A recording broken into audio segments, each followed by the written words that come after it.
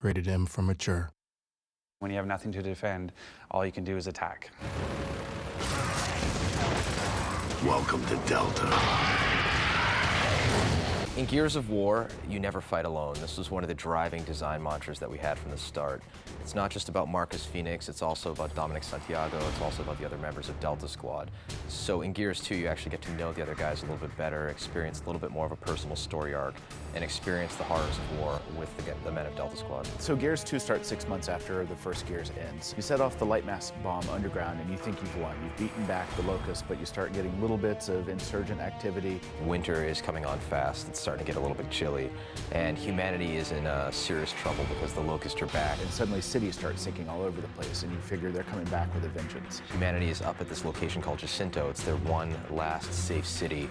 They're all coming for it, and this is your chance. And so we just do a full assault. We basically need to strike back against the Locusts and find where they live and take them out potentially once and for all. They're the true underdog in that they're not just fighting a war for land or for power or for money. They're fighting for survival. This is a fight against extinction. But when it really comes down to it, what the story we're telling is about Delta Squad. When we created the characters in Delta Squad, we kind of wanted to fill each different archetype for personality. Marcus is the kind of Caucasian anti-hero. He's had a few years, a few battles on him. It never ends. Dominic is the half Hispanic best friend who occasionally, cracks a joke. If Cole used to puke on a raven, he must be tagging the walls with Chute right now. Baird is the cynical, angry white man mechanic type who really, believes he should be in charge, but his attitude is ultimately limiting him from getting that job. As Dom and I will continue on foot. What? But they're gonna die otherwise. And then Cole is the charismatic African-American athlete who is a tremendously wonderful soldier, always eager to lend a hand and, has become a fan favorite. Come on, man, let's roll.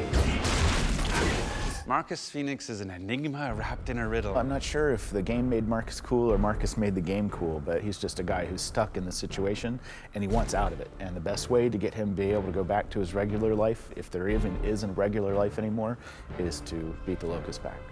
Hang in there, Rook. We'll be there soon. Let's go find Carmine. Marcus is a good leader because he just knows what he's doing. He gets to the point. It's one of those people who he's a decision maker. He doesn't waffle. He's a guy who chose his family over his duty back in the day when he went out to help his father, Adam Phoenix. Dom looks up to Marcus, right? Baird's not a leader. He gets busted. He constantly gets promoted and gets busted down to private every single time for doing something stupid. And then, Gus love him to death, but he's not exactly the guy you want deciding where to go because it's always going to be into the middle of him.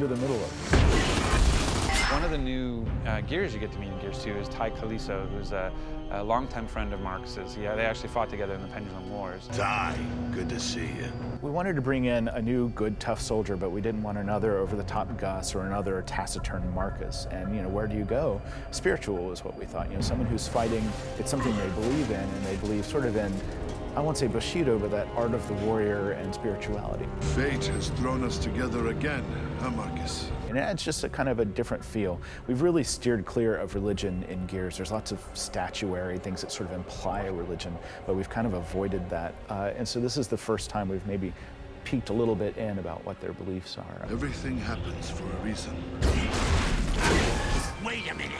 This doesn't mean we gotta fight in your army now, does it? I didn't say that, but you're not staying here. The Stranded to us are people who have chosen to stay and not to get caught up in sort of the cog way. However, after years of that lifestyle, it would probably get pretty exhausting, and there's a certain percentage of Stranded that are okay signing up for the cog.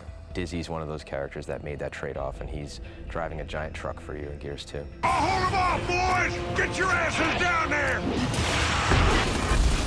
When you're making a game or a universe like Gears and you have your primary character of Marcus, you have to be very careful with how much personality you put on him because the player is projecting himself onto that guy.